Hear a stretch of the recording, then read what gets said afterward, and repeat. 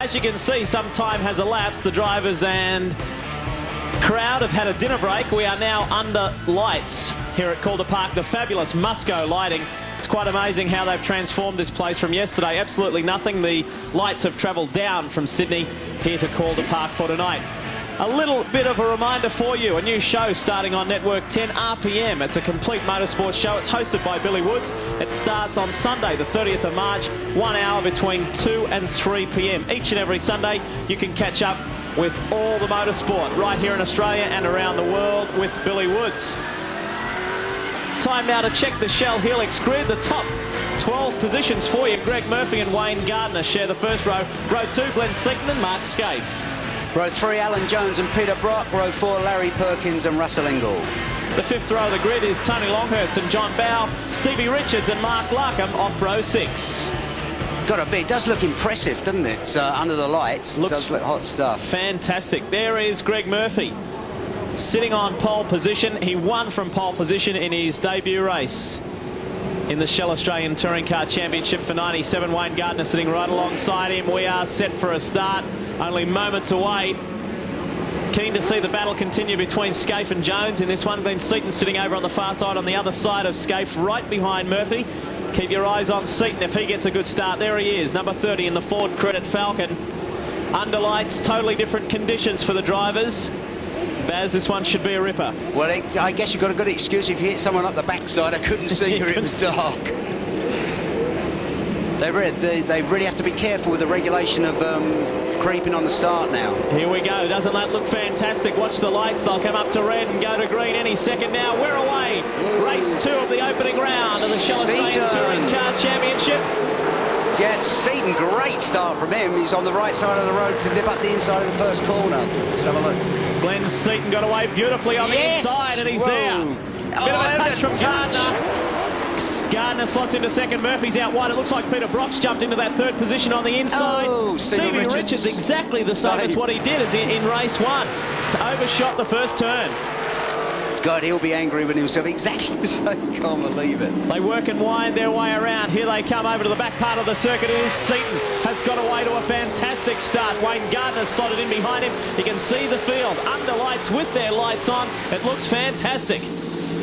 Yeah, it's going to be really interesting now to watch the tyre situation because Seton's on Bridgestones and Gardner's on Yokohama, so it's going to be interesting to see which ones come up to temperature first. Larry Perkins has done well also. He's up there. Oh, Scaife up the inside of Brocky there. Whoa.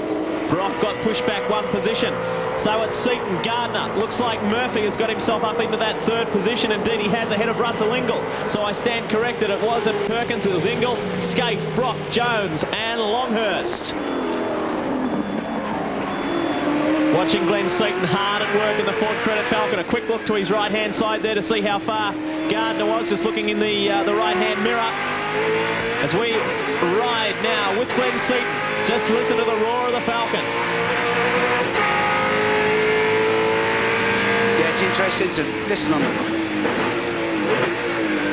It's interesting to hear the transmission on these things. They sound like tractors when they change down. So much transmission noise. Gardner sitting in second position. Can he get 2 seconds from 2 races? Sitting in close behind him is Greg Murphy, then Russell Ingall. Of course, the man who completely dominated the support category races at the Australian Grand Prix last weekend at Albert Park.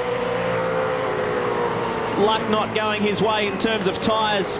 Well, in qualifying in race 1, but he's not doing too bad now. Exactly that, because the Dunlops, they've only got, it's not the best compound they're using, it's the only one they've got to use at the moment. And it's funny because in the first race, the Dunlops were completely out of it, and when you would expect with the track temperature really cold as it is now, you'd expect him to be totally out of the hunt, yet he's up there. You ride with Wayne Gardner in the Coca-Cola Commodore, currently second. There is your race leader. Scooting off into the distance, Glenn Seton in the Ford Credit Falcon. Hard on the brakes. Coming down into this very rapid change of direction. Have a look at Greg Murphy. He's all over the back of Gardner. So we've seen how well Murphy can run from the front. Well, we now get to see how well he can work through traffic, and can he come from behind? Well, as far as Gardner is concerned, he's going to be on tenterhooks, because if he has a bit of a coming together with Greg Murphy, it doesn't make any difference whose fault it was. Gardner's going to get. Here comes Murphy.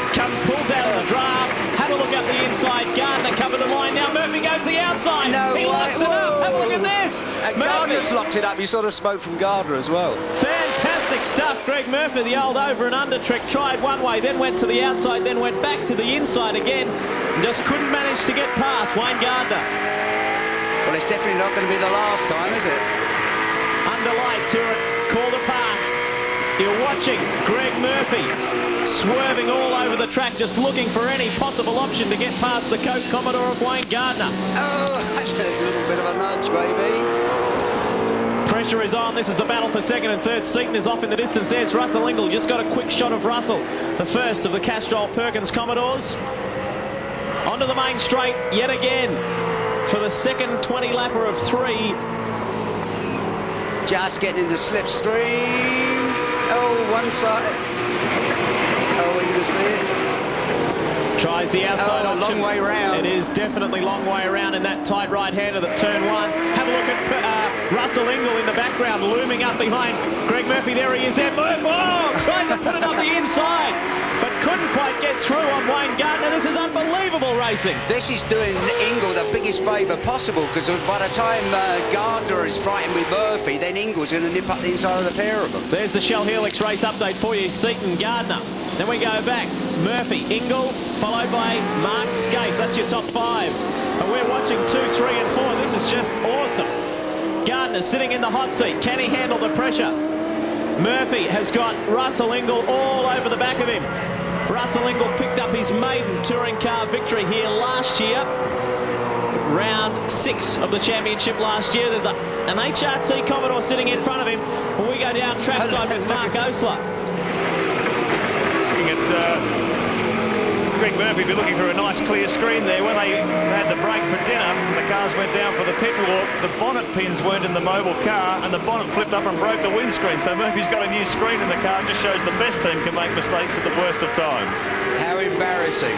Oh, dear me. Keep an eye, especially in some of these tight corners, if we get a shot on a close-up shot of the wheels. Look for the brake discs. They will be glowing red. You get to see that here at night time as we watch Wayne Gardner hard at work in the Coca-Cola Commodore. He's a man under pressure at the moment. Greg Murphy is all over the back of him. Yeah, it's funny. It looks like Ingall's dropped back fractionally now. Having said that, Ingall's lapping faster than Murphy and Gardner. Well, there's a quick shot of our race leader, Glenn Seton. Let's not forget about him. He is still well out in front. Here is 2, 3, 4 and 5. Murphy's overdone it! Oh, no! Dear me. Greg Murphy has overdone it and has gone off at the end of the main straight. So he leaves himself with a lot of work to do and has just given up 3rd place. Oh. Yeah, oh dear me, he's got himself off his Christmas card list. Yeah, that's always the problem. You're really under pressure, you're having a good go, and when it's too late, it's too late. So that now elevates Russell Ingall up in the 3rd spot. Here's the Shell Helix replay. Just locked her up straight. It looked like the rears really locked up a hell of a lot. Well, before the fronts didn't lock up at all, did they? Locked up the rears, so bit of brake balance problem there. So hard luck there for Greg Murphy. No win will come for him in this second race, but it's looking pretty good for this guy on screen at the moment. The Ford Credit Falcon of Glenn Seton has got, well, there you go. It's a very healthy gap. Almost a 3-second gap back to the second place runner in Gardner. You just saw the speed flash up on screen there. How quick Seton is down the main straight here at Calder Park. He's looking very tidy at the moment, Barry. That's the greatest thing about Glenn Seton. He's a real tryer, yet he keeps the thing on the island most of the time. When you see him, it doesn't look like he's fighting it at all, does it? Very smooth. A great guy, Glenn Seton, and a great racer as well. We look further back in the pack. One of the Shell Helix Falcons fighting it out. Jones, Bow and Brock. That is the battle. It looks like Larry Perkins is up in there as well.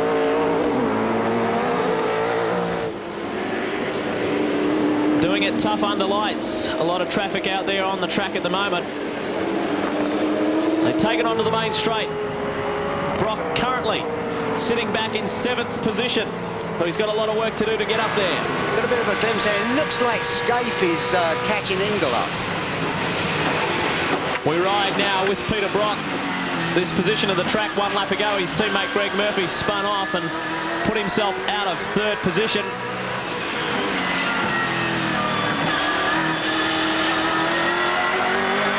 Here is a replay of an earlier incident. This is Darren Hossack at one of the new entries into V8 Supercar ranks. Hasn't been his day, has it? Hasn't been his day. He had an incident earlier on in the Privateers Cup and a spin there. Fantastic go-kart racer. I think he's the current Australian Clubman champ. Doing it tough in his debut for V8s. Current order is Seton, Gardner, Ingle, Scaife, Jones, Bow, Perkins, and here they come. Glenn Seton. 9 laps completed.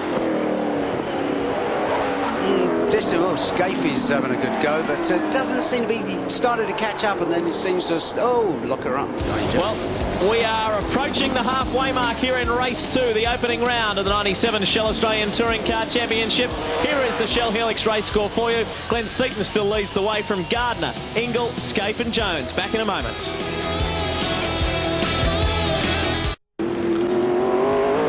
Welcome back to Calder Park. Certainly hope you're enjoying all the action here on 10 Sport. You're watching the battle between John Bow, Larry Perkins and Peter Brock as they come onto the main straight. We are at the halfway mark of this 20-lapper. It's good to see John Bow up in there after having some earlier qualifying problems. Finished 10th in the first race. It's tyre problems, isn't it? But it just doesn't make any sense because they're on the same tyres as Russell Ingle, and they seem. Ingle's obviously getting his things up to temperature. Yeah, both Perkins and the Ford guys were saying, and Johnson and Bow were saying they couldn't get temperature in their tyres, so it doesn't make a lot of sense to me. Larry Perkins is giving John Bow a really hard time, and Peter Brock just staying in touch about a car length or 2 back. We ride now with Peter Brock in the 05 HRT Commodore. See Perkins trying the outside option there in the Shell S's. The long way around, so Larry tucks in behind JB. Looks like it is Tony Longhurst sitting in behind Peter Brock. Indeed it is. Longhurst in the Falcon tagging on to this group of 3.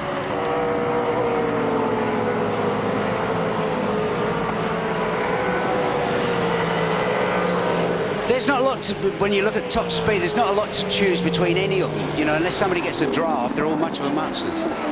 Well, just having a look at our screen here as we watch Peter Brock manoeuvre and work his way around. Greg Murphy has worked his way back up into the top 10 and currently sits in 10th position. So Murphy is on the way back and he's not too far behind Longhurst. So it won't be too much longer before you see Murphy get back up in there. He's a young charger. He's a very hard charger. He's very aggressive. Doesn't like to lose like any of these guys. And will be really kicking himself. And he'll be back. This is the battle. Yeah, if you see right just on the back. Well, just missed him now. There he is there. Yeah, right there. He's already on the back of Tony Longhurst. Here's the Shell Helix race update for you. It's Seton, Gardner, Ingle, Scaife and Jones. The top 5 haven't changed, but we're watching the next 5. Bow, Perkins, Brock, Longhurst and Murphy. That's where the action is, that's for sure. Perkins has put a little bit of a gap on Brock there down the main straight. He tries the outside option. JB's got that good inside run again. You can see the disc glowing beautifully, and Murphy's got up past Longhurst already. So Murphy's on the charge.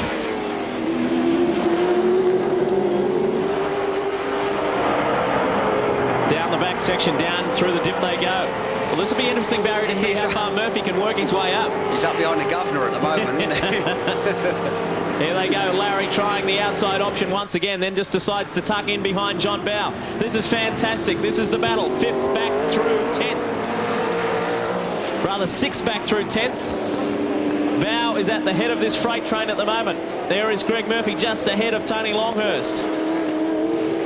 We take the view out of the back of the 05 Mobile Commodore. Here's his young teammate, Greg Murphy. Having a look up the inside. We have a look whether Murphy's successful or not. Will he be able to hold it in there? And yes! So Murphy picks up yet another position and moves up into 8th now. So he is on the charge. The next victim on his list, Larry Perkins. Yeah, well, Larry ain't the easiest bloke in the world to get past, though, is he really? Then he's got to negotiate against probably the hardest guy, John Bow. So through the back part of the circuit we go. Time is running out for Greg Murphy, but he's certainly made up a lot of ground. He is right up on the back of Larry Perkins. How good is this braking? Brave. Through they go. Greg Murphy just trying to weave his way through, get past everyone. We'll see how he goes under brakes this time round. This is where he picked up Longhurst 2 laps ago and Brock 1 lap ago. Here's a replay of John Trimble. Just turning it round. Now, let's have a look at it here. Murphy is tucked in behind Perkins, who's sitting on the outside. Now he ducks to the inside. Murphy done on the inside. Hot stuff. That's good. I mean, when you get past a bloke like Perkins, but mind you, Perkins hasn't exactly given up, has he? Great driving by Greg Murphy. He is just fantastic under brakes, really working the Mobile Commodore overtime. Now he's got John Bowe in his sights. Our race 1 winner here this afternoon. Let's not lose sight or forget that this is Greg's debut race meeting in the Shell Australian Touring Car Championship, and Perkins is giving him a working over. We have a look now. John Perkins Bowe. back again. Got him. Beautiful driving by Larry Perkins. Straight up the inside as quick as you like. We now ride with Peter Brock.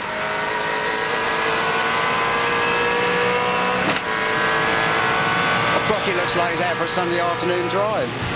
Not looking too stressed there. Here is the braking duel again. Perkins versus Murphy. Perkins has got the more preferred line on the inside through that right-hander. A little bit of a touch there.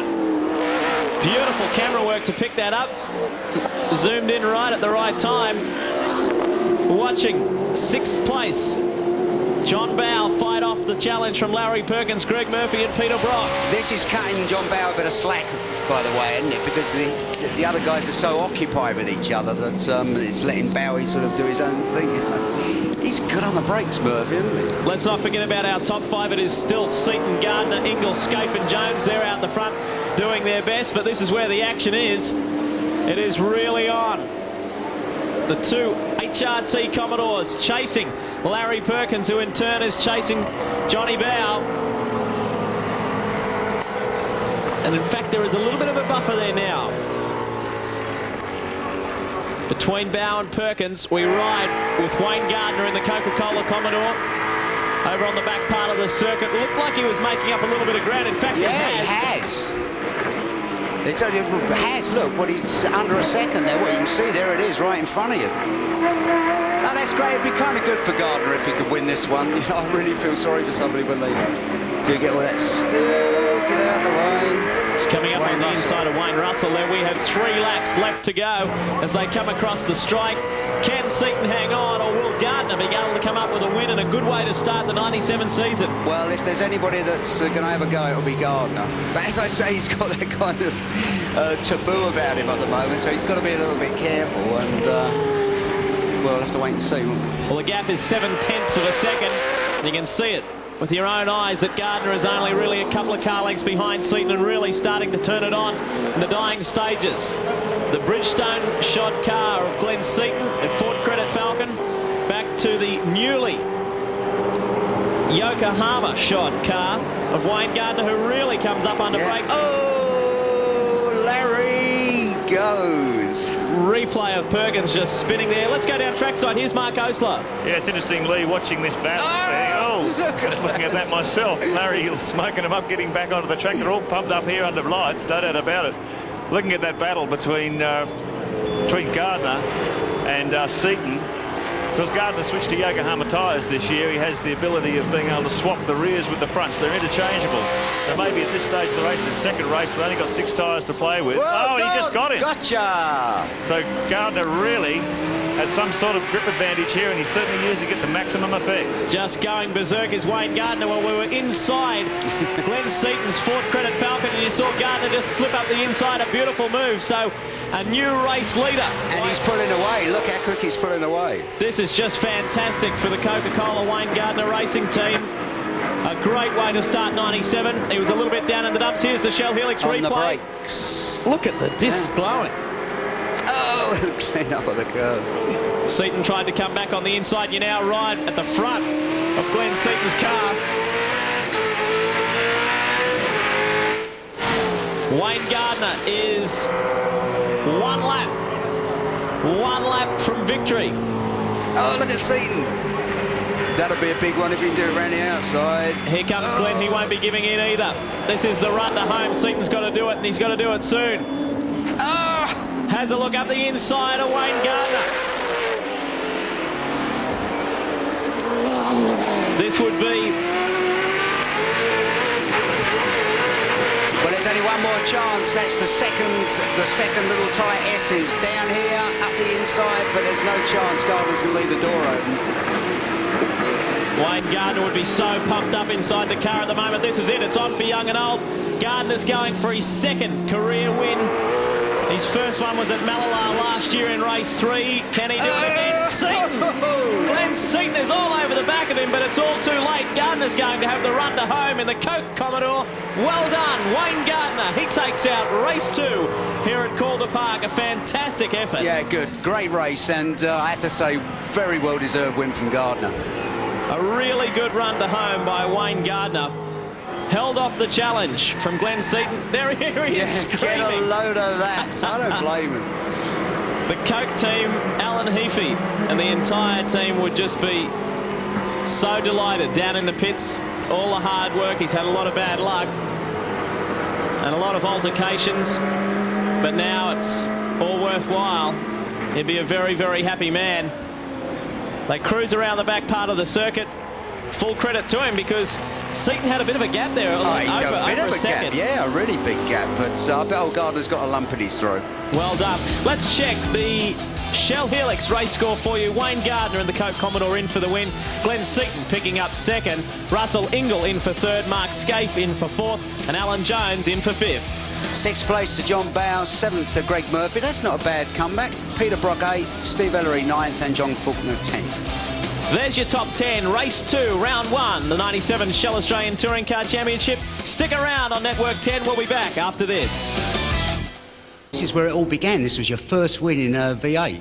Yeah, it brings back good memories, the old Calder. So, yeah, no, it was a fond memory, because that was my first championship win, and after the start we had last weekend, yeah, should be interesting. That was the thing. I could not believe you absolutely destroyed them. You know, that was it. That was the only word for it. Yeah, I mean, you know, it wasn't like we were expecting to do it or anything. It was one of those things where the car was absolutely perfect. The tyres were great, and once you feel confident with the car and you feel at one with it, as you know yourself, once you feel confident, you know you can do anything with it, then you can go ahead and just do the business.